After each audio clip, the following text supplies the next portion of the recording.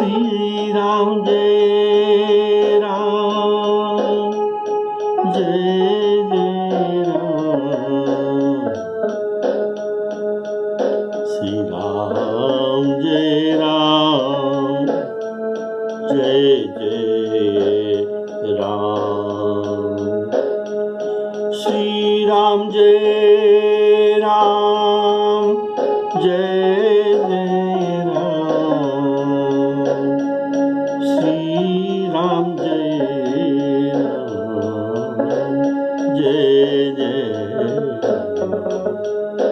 श्री राम जय राम जय जय राम। श्री राम जय राम जय जय राम। आदरणीय सभी श्रोता बंधुओं को सादर सप्रेम राम राम कहकर राम कथा को सभी को स्वागत करता हूँ। प्रेम से कहिए सियावर रामचंद्र की जय। आपने सुन रखा है कि राम रावण के युद्ध लंका कांड अंतर्गत चल रहा है। इसी में रावण अभी सभी को मायाग्रस्त कर देने पर अब राम जी के लिए चैलेंज उत्पन्न करता है कि मैं तुमको भी मायाग्रस्त करा दूंगा। इसलिए ये विपुल हनुमान, असंख्य हनुमान को प्रकट कर दिए। लो स्वामी जी कहते हैं इसमें डरने का कोई बात नहीं। ये विपुल हनुमान के बीच में श्री रामचंद्र जी शोभा पा रहे हैं। कैसे कैसे शोभा पा रहे हैं? उनके मध्य में कौशल राज सुंदर श्री राम शरीर कैसी शोभायमान हो रहे हैं, मानो अनेक इंद्रधनुष की बीच में, अनेक इंद्रधनुष की बीच में कपियों का लंगूर ऊपर उठा है। तो ये इंद्रधनुष का आख्या दिया गया है, मानो अनेक इंद्रधनुष के बीच में ऊंचा तमाल वृक्ष शोभायमान हो। ऐसा उपमा आज तक कोई दिया नहीं है, इंद्रधनुष और तमाल वृक्ष को मिलाकर। प्रभु को देखकर देवताओं के हृदय में हर्ष और विषाद दोनों उत्पन्न, और वे जय जयकार करके जय बोलते हैं। तदनंतर श्री रघुनाथ जी ने कोप करके एक ही बाण से और पल भर में समस्त माया रावण का हरण कर लिया। यह रावण का अंतिम माया खेल था, और श्री रामचंद्र जी ने योद्धाओं को उनके समस्त रण कौशल दिखाने का सुजोग देते हैं। तुम्हारे पास जो जो विद्या है उसे दिखाओ। इसलिए रावण को समस्त विद्या दिखाने के लिए ये सुजोग दिया है। उनके समस्त रण कौशल देखने का सुजोग देते हैं। अब रावण का कोई खेल बता ही नहीं रहा।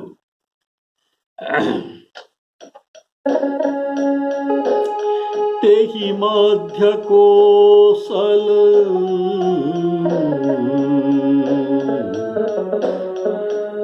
तेहि मध्य कौशल राज सुंदर श्याम तन शोभा लगी श्याम तन शोभा लगी जनो इंद्रधनुष अनेक कीबर बारी तुंग तमा लगी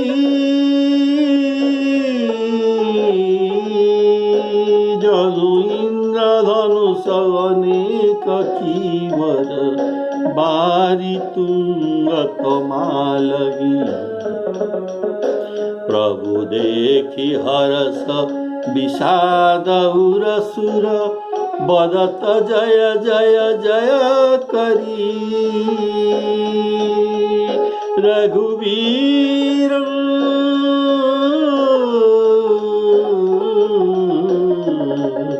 रघुवीर एक ही तीर कोपी। निमिष महु सब माया हरी।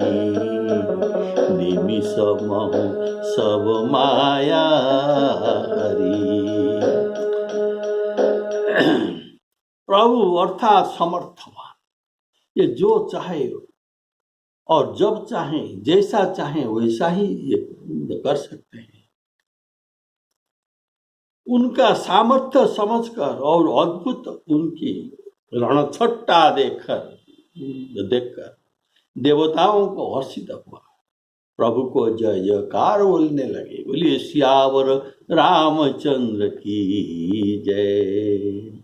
और रावण ने माया रच रखी है, उसमें प्रभु का इस माया में अवरुद्ध देखकर उनको विषाद होता है। पर पूर्व जैसा देवता ये माया देखकर ये भागते नहीं, प्रभु के सामर्थ्य ये जानते हैं। उनके सामर्थ्य का स्मरण करते हुए प्रभु के जय जयकार रावण के आगे करते हैं, अत्यंत निर्भय से करते हैं। सियावर रामचंद्र की जय। कि अभी उनको रावण का कोई भय नहीं है। प्रभु देखी हरस विषाद सुर बदत जय जय करी। बदत जय जय करी। प्रभु यह रावण का माया एक ही तीर में निवारण कर दिया। बानर और भालू प्रसन्न हुए, और जो भागे हुए थे बानर भालू फिर वृक्ष और पर्वत लेकर लौट पड़े। श्री रामचंद्र जी बाण छोड़े, जिससे पुनः रावण के बाहु और सिर कटकर पृथ्वी पर गिरने लगे। ऐसे श्री राम रावण के युद्ध चरित्र जो गोस्वामी जी वर्णन करते हैं, गोस्वामी जी कहते हैं कि यदि सैकड़ों अर्थात अनेक शेष शारद वेद कवि अनेक कल्प को अगर गाएंगे तो भी लोग उनका तो भी वे लोग इस चरित्र का पार नहीं कर पाएंगे। बोलिए सियावर रामचंद्र की जय।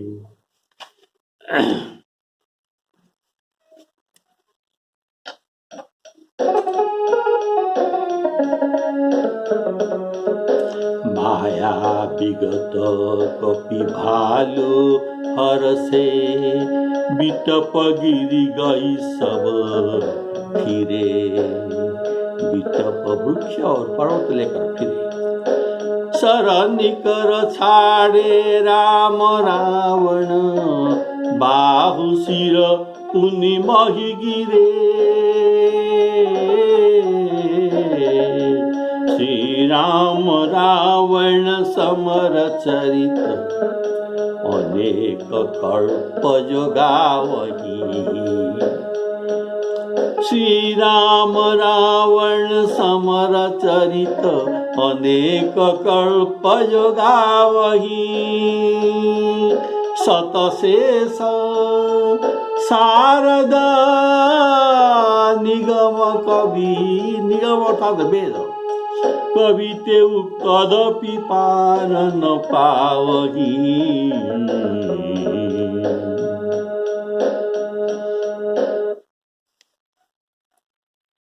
शेषदेव जो हजार जीवा से भगवान के जस गाती है, गाते हैं। शारदा सरस्वती जी ये सबकी जीवा में बैठकर ये गाते हैं। और वेद जो प्रभु के स्वयं वाणी है, वे एक एक प्रभु के गुणगण को पार नहीं कर सकते। अतः कवि बहुत से शेषदेव, बहुत वेद, बहुत शारदा को इकट्ठा किए। कदाचित ऐसे बहुत से शेष शारदा वेद अगर आएंगे तो क्या ये श्री राम जी के गुणगण गा सकेंगे? कहने की असर था। इस पर गोस्वामी जी का मत है कि अगणित एकत्र होने पर भी कहे तो तब भी न कह सकेंगे श्री राम जी का गुणगण। तो न कहने का कारण यह है कि राम रावण की युद्ध की कोई उपमा नहीं। अगर कोई उपमा ब्रह्मांड में होता तो ये उपमा देकर कह सकते, लेकिन ब्रह्मांड में इनका उपमा नहीं मिलता। वाल्मीकि रामायण में जो बात लिखा है सुनिए। गंधर्व जक्षा अप्सरा संघा, गंधर्व जक्ष अप्सरा संघा दृष्टा युद्धम अनुपमम। आकाश में रहकर राम रावण के अनुपम युद्ध, जिनका उपमा नहीं है, ये युद्ध को देख रहे थे। गगन गगनाकार सागरं सागरोपमं, राम रावणयोः युद्ध राम रावणयोः इव। यो देखे हैं, इनको पूछने से ये कह सकते हैं। तो इनको पूछा गया तो इनके राम रावण के युद्ध कैसा है आप कहिए? तो वे ये कहे ये राम रावण यो युद्धम, इनके युद्ध किसका समान है? ना राम रावण के युद्ध के समान है, और इनका कोई उपमा नहीं है। राम रावणयो युद्धं राम रावणयो इव, एवं ब्रुवन्त ददृशः तद्युद्धं राम रावण सम। ये युद्ध ऐसा ही है, राम रावण के युद्ध के समान है, और इसका कोई उपमा नहीं है। इसलिए गोस्वामी जी कहते हैं शेषदेव, शारदा, महेश, विधि अर्थात ब्रह्मा, पुराण, निगम, आगम, ये श्री राम जी के गुणगान करने के लिए करते हैं, लेकिन नेति नेति कहते हैं, अर्थात इतना ही नहीं और कुछ बहुत है, इतना नहीं और बहुत है। शारद शेष महेश विधि आगम निगम पुराण,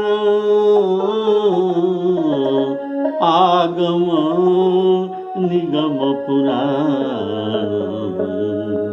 नेति नैति नेति नेति कही जास गुण, करही निरंतर गान, करही निरंतर गान। तो गोस्वामी जी कहते हैं ये इतना बड़े बड़े वक्ता जो शेष, शारद, महेश विधि, ये कहते हैं नेति नेति नैति नैति, तो मैं कैसे कह सकता हूं? मेरा तो मंद बुद्धि है। तो मुझ मंदवती तुलसीदास ने उसके कुछ गुणगण कहे, कुछ कहे। जैसे कैसे कहे? जैसे अपने पुरुषार्थ के अनुसार मक्खी भी आकाश में उड़ते हैं, आकाश में गौरव भी उड़ते हैं। उनको पूछा जाता तो तुम आकाश का अंत पाया हो क्या? नहीं। तो मक्खी भी आकाश में उड़ते हैं, ये भी अंत पाया नहीं। तो ये सब गौड़ है। और गोस्वामी जी बोलते मैं तो छोटा सा मक्खी हूँ, मैं भी आकाश में उड़ सकता हूँ, लेकिन मैं थोड़ा सा जानता हूँ, मक्खी भी आकाश में उड़ते हैं। ताक, इसलिए मैं कुछ कहा राम जी के गुणगान। ताके गुणगण कछु कहे, ताके गुणगण कछु कहे, जड़मती तुलसीदास, जड़मती तुलसीदास। निज बल अनुसार जिमि माछी उड़ई आकाश, माछी उड़ई आकाश। अर्थात ऐसे बड़े बड़े जो वक्ता है, इनको गोस्वामी जी कहते हैं ये सब पर्वत है। तो रघुनाथ जी के गुणगण गान के हवा में ये पर इतना बड़े बड़े पर्वत उड़ते हैं, तो मैं तो रुई मात्र हूं। जेहि मारुत मेरु गिरी उड़ाही, कहु तुल केहि लेखे माही। जो वात्या,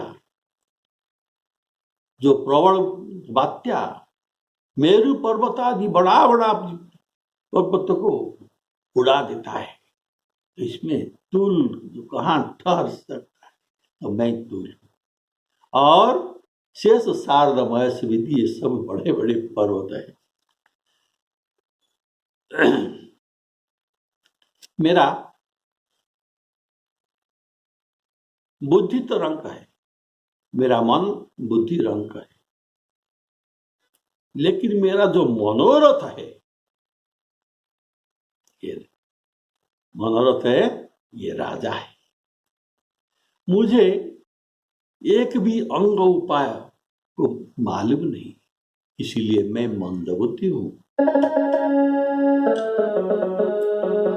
मन मति रंग सूझन एक अंग उपाय, लघुमति चर्य सूझन एक अंग उपाय। मनमति रंक मनोरथ राग, कर न चाहूं रघुपति गुणगान। ऐसे मंदमती होकर भी मैंने साहस जुटाया और मनोरथ किया कि रघुनाथ जी के गुणगान करूं। मेरा लघुमति है, लेकिन ये चरित्र अवगाहा, इनको पार नहीं किया जा सकता। कर न चाहूं रघुपति गुणगान, लघुमति मोरी चरित अवगाहा।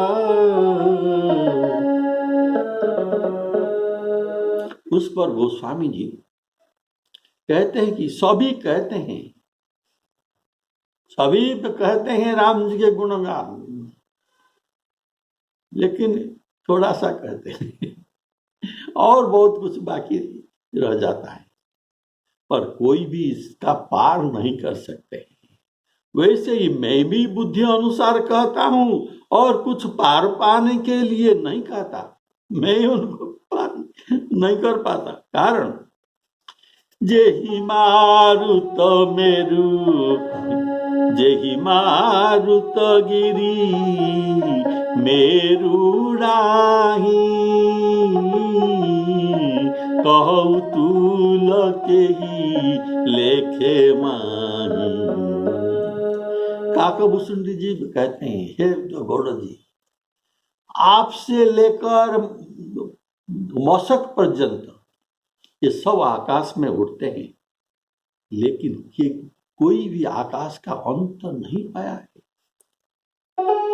तुमहि आदि खग मसक प्रजंता, नभौराही नहीं पावहि अंता।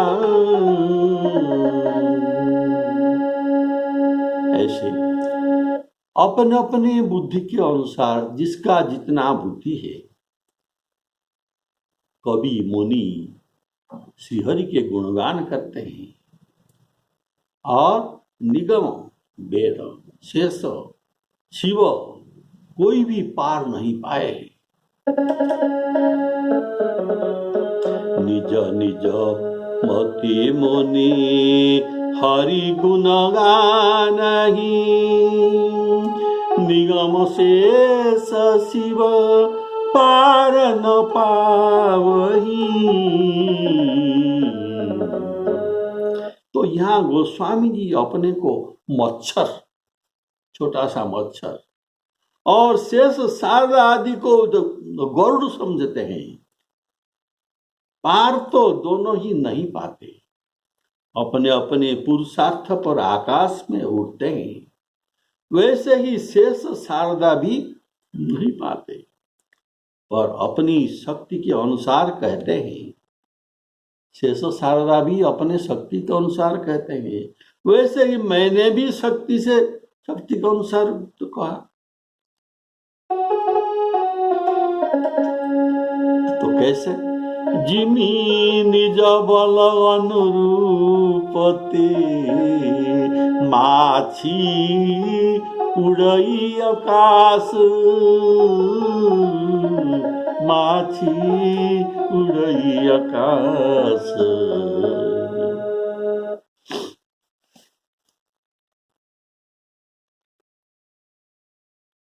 रावण के सिर और भुजा ये बारंबार कटने पर भी लंकापति योद्धा रावण मरता नहीं। प्रभु तो क्रीड़ा कर रहे हैं, किंतु देखने वाले सब सुर सिद्ध मुनि ये प्रभु को देखते हैं, प्रभु कितना परिश्रम करते हैं। तो इसलिए सभी ने देख रहे हैं प्रभु परिश्रम कर रहे हैं, अतः प्रभु को क्लेशमान देखकर ये सब व्याकुल हो गए।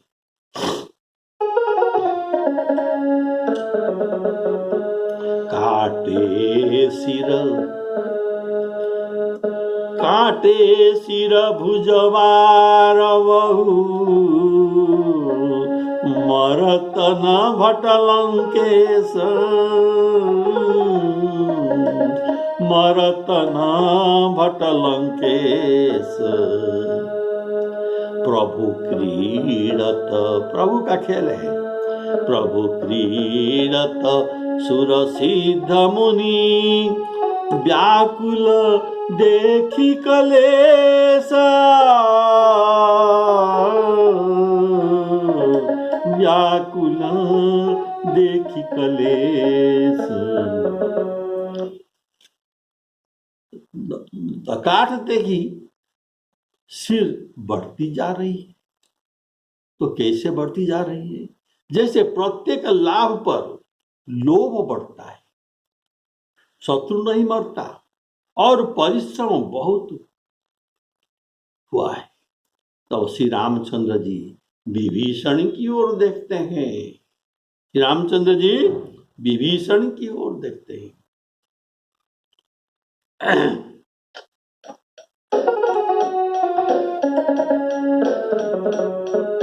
काटत बढ़ई शीस समुदायी, काटत बढ़ई शीस समुदायी, जिमि प्रतिलाभ लोभ अधिकाई, मरई नरी पुश्रम भयउ विषेका, मरई नरी पुश्रम भयउ विषेका। राम विभीषण तन तब देखा राम बिन तन तब देखा। जैसे कोई किसी एक बात की कामना करे, सभी तो कामना करते, कोई एक बात का कामना करे और वह कामना पूरी हो जाए तो फिर वह और कामनाएं करने लगता है और ये भी पूरी हो गई तो फिर और वस्तु की कामना होते हैं। इस प्रकार लोभ बढ़ता जा रहा है, जिमी प्रतिलाभ लोभ अधिक है, इसका अंत नहीं है। लोभ कितना तक बढ़ेगा इसका कोई अंत नहीं है। तो कामना पूर्ण में बाधा आने पर क्रोध उत्पन्न होता है और क्रोध को पाप का मूल कहा जाता है। क्रोध पाप कर मूल यही बस जन अनुचित करही चरही विश्व प्रतिकूल। क्रोध के बस होने पर अनुचित कार्य हो जाता है जो विश्व का विरोध है। तो ये सभी का मूल में क्या है? ये सभी का मूल में काम क्रोध लोभ के सबके मूल में ये काम ही है। लोभ और क्रोध के मूल में काम ही है। यह हमारे अंदर है और ये वैरी रूप में है, शत्रु रूप में है। इसको मुहासन, असन अर्थात खाना, मुहासन, जितना खाने पर भी इसका पेट नहीं पुरता, अर्थात बहुत खाने वाले और महापापी, इसको गीता में कहा गया है। मुहासनो मुहापंपं विद्धि जानो विद्येनमिह वैरिणीम्। तो काम ज्ञान विज्ञान को नाश करने वाले, इसलिए ये पापी कहा गया है। तो भगवान कहते हैं ये अर्जुन, ये पापी को प्रजहि, विनाश करना चाहिए। पंपानं प्रजहिषेनं ज्ञान विज्ञान नाशनं। श्रीमद् भागवत में भी इसके बारे में कहा गया है कि काम का अंत भूख प्यास से हो सकता है और तो क्रोध का किसी के प्रहार से व कठोर वचन से भी अंत हो सकता है। पर 10 दिशाओं को जीतने पर भी उसके समस्त भोग पाने पर भी लोभ का अंत नहीं है। ऐसा भागवत का वाक्य है। जनो जान जाति न लोभस्य जीवा जित्वा भुक्त्वा दिशो ध्रुव। जनो जाति न लोभस्य, लोभ जाति नहीं, तो जीतने पर भी, भुक्त्वा भोगने पर भी, दिशो ध्रुव, सब दिशाओं को जीतने और भोगने पर भी लोभ जाता है। जनो जाति न लोभस्य जित्वा भुक्त्वा दिशो ध्रुव। जैसे लोभ का अंत नहीं, वैसे रावण का सिर भी बढ़ता जा रहा है, इनका भी अंत नहीं होता। गोस्वामी जी कहते हैं,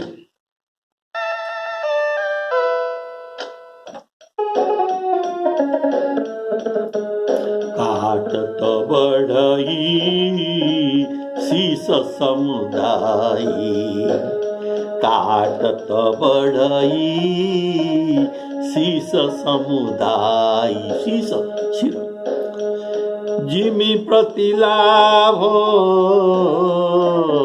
लोभ अधिकाई, जिमि प्रतिलाम अधिकाई। इससे प्रभु को बहुत श्रम हो गया है।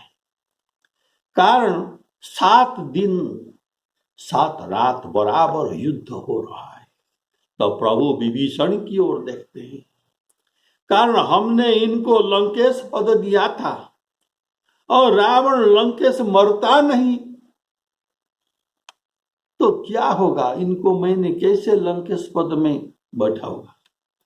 और इसमें भाव है कि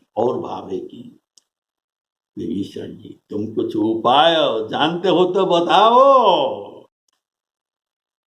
देखिए प्रभु तो सब जानते हैं, ये तो अंतर्यामी है, इनको कुछ भी बात जानने का नहीं है, ये तो अंतर्यामी है, इनको सब कुछ जानते हैं।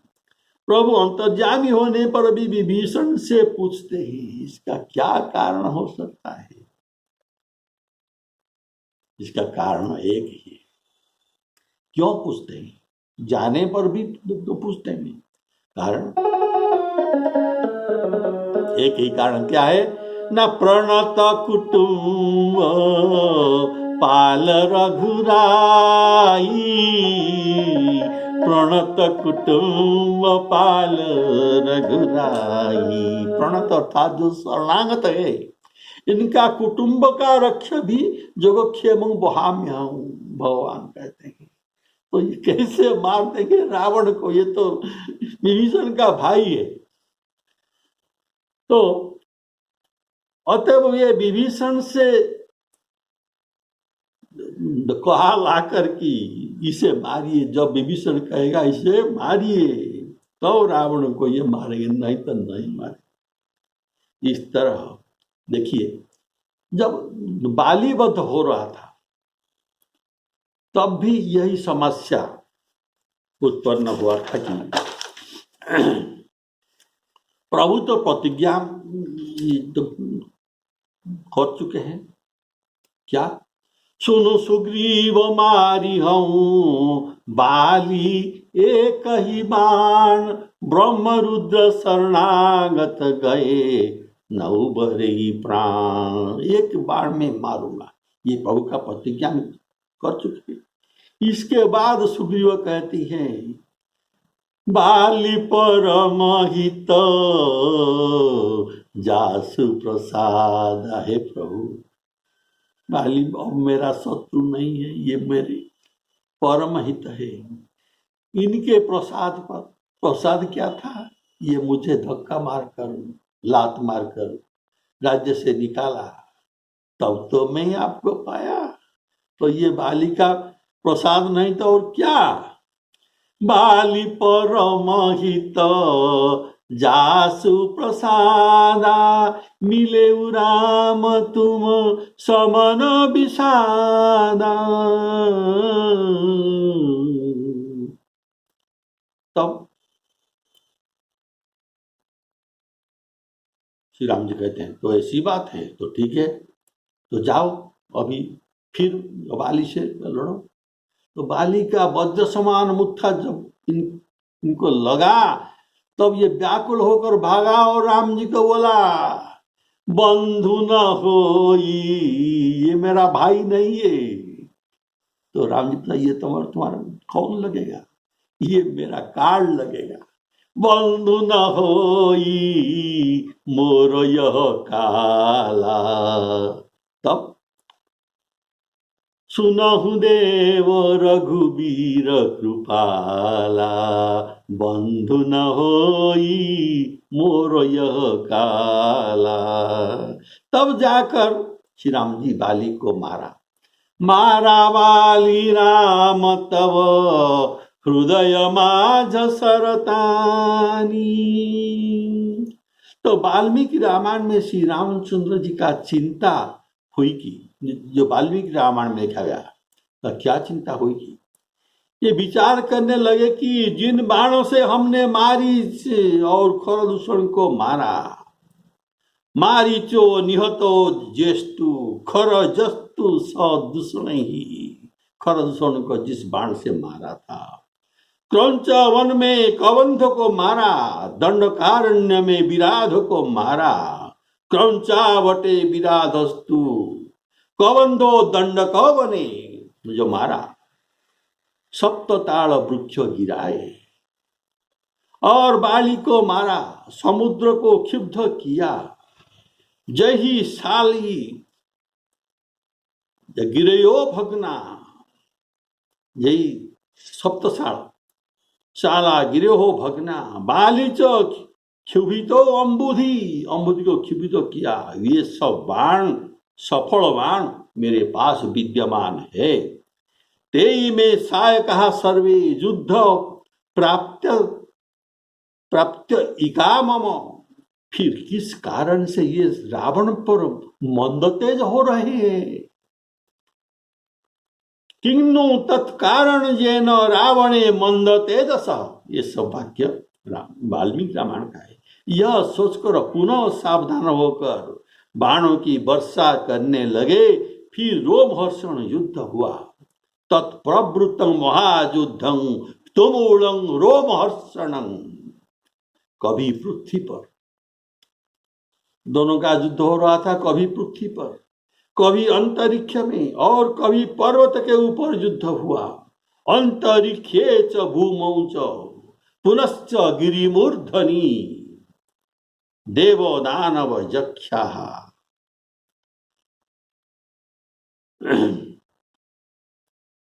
ये सब देख रहे हैं।